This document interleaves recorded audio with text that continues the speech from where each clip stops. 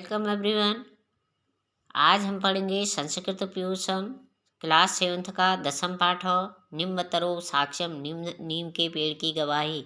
पुरा एकस्मिन् ग्रामे मनोहर द्वश्च धर्मचंद्र द्वय मित्र प्रतिवसत।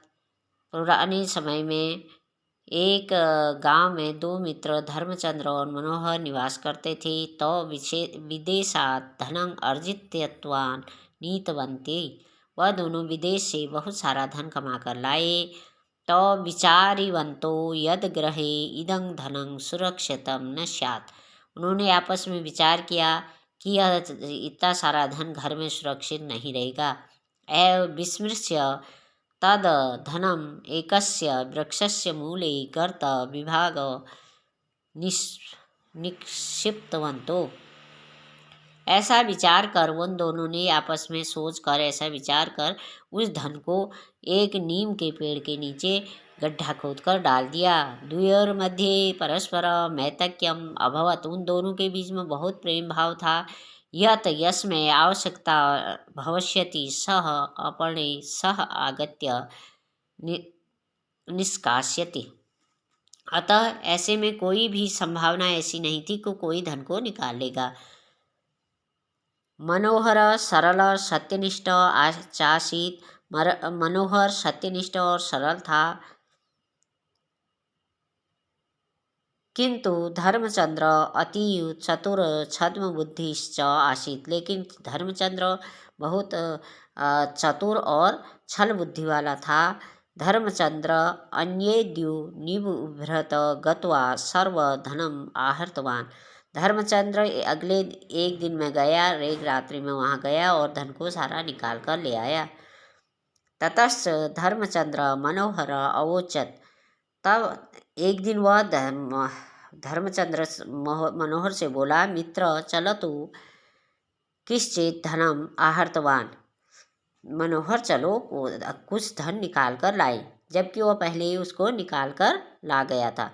दो अपि वृक्षस्य अंतिकम आगंतवंतो।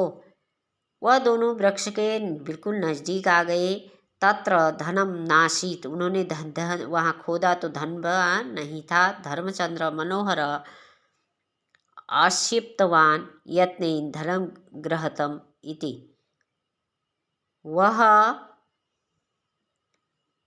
धर्मचंद्र मनोहर से कहने लगा कि तुमने धन को निकाल लिया, और धन मनोहर उससे कहने लगा। आपस में उनमें झगड़ा हो गया। ततस्तो विवदमानो राजनम प्रतिगच्छत। फिर वह झगड़ा करते हुए राजा के पास गए।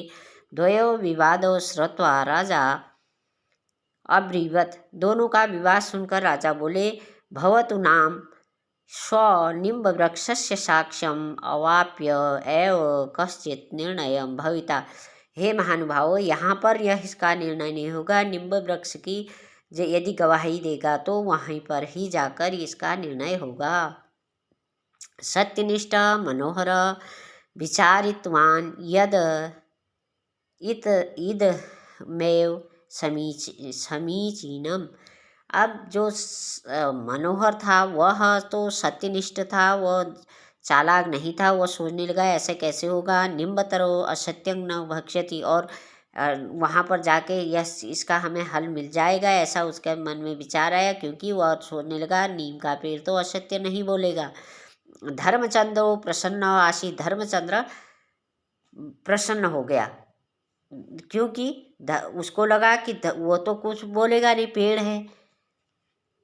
अपरेदु राजा द्वाद्भा सह निम्बत वृक्ष प्रतिगच्छत। दूसरे दिन राजा दोनों को लेकर नीम के पेड़ के नीचे आए। ते सह समुक्त काना जलाना समृद्ध अपि आसीत। वह फिर सभी के सामने राजा ने उनसे दोबारा से ये बातें पूछी। ते सर्वे सत्यम ज्ञातु वांछति स्म। सभी ने कहा हम सत्य जानने के लिए जानने के इच्छुक हैं। राजा निम्ब वृक्ष पृष्ठवान। राजा ने नीम के पेड़ से कहा, हे निम्बदेव कथय धनं केन अपहृतम। राजा ने कहा, हे नीम के पेड़ कहो धन किसने निकाला। मनोहरेण इति निम्बमूलत्वास्वर प्रकटति। मनोहरेण मनोहर ने ऐसा ही नींबू के जड़ से एक नीम के पेड़ के जड़ से एक आवाज़ आई। एतत् श्रुत्वा मनोहर बाप कष्ट रुदो अब्रवीत। ऐसा सुनकर मनोहर को काटो तो खून नहीं। मनोहर एकदम से स्तब्ध रह गया और महाराज से बोला, ऐस निम्ब तरह असत्य वक्तु नाहृते। यह नीम का पेड़ असत्य बोल रहा है महाराज। अत्र कथा काचित छद्म योजना वर्तते। यह मुझे किसी की छद्म योजना लग रही है, यानी कि छल लग रहा है। अहं सत्यं एव प्रमाणितम करोमि। यदि यह सत्य है तो इसको प्रमाणित करना चाहिए। मनोहर सुके धनं सहर्तं वृक्षमूले निधाय अग्नि प्रज्वालितवान। अब राजा ने कहा, यदि तुम सच बोले कि तुमने मनोहर से कहा कि तुमने यदि नहीं निकाला तो इसको प्रमाणित करो। तो मनोहर ने सूखी लकड़ियाँ वहाँ पर इकट्ठे करके वहाँ पर आग लगा दी। तत्काल में वृक्षमूलात् रक्षतु रक्षतु इति स्वरसंयोग श्रुत। उसी समय वहाँ पेड़ के नीचे से आवाज़ आई, रक्षा करिए रक्षा करिए। यह सभी ने सुना। राजा सैनिकान आदिष्टवान। राजा ने सैनिकों को आदेश दिया, तत्रोपि भवेत त बहि आन्वित। जो भी यहाँ पर है उसको बाहर निकालो। सैनिका वृक्ष कोटरे स्थित जन बहि आनीतवंत। सैनिकों ने वृक्ष पेड़ के नीचे गड्ढे में घुसे एक व्यक्ति को निकाला। तह दृष्ट्वा सर्वे विस्मृता आसन। सभी उसको देखकर आश्चर्यचकित हो गए।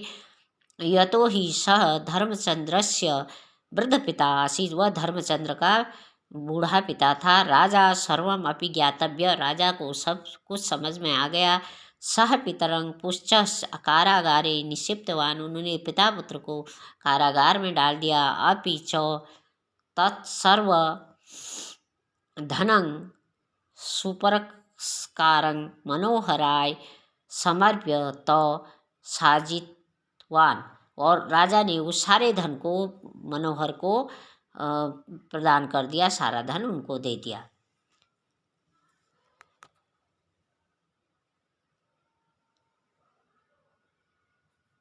Thank you for watching video.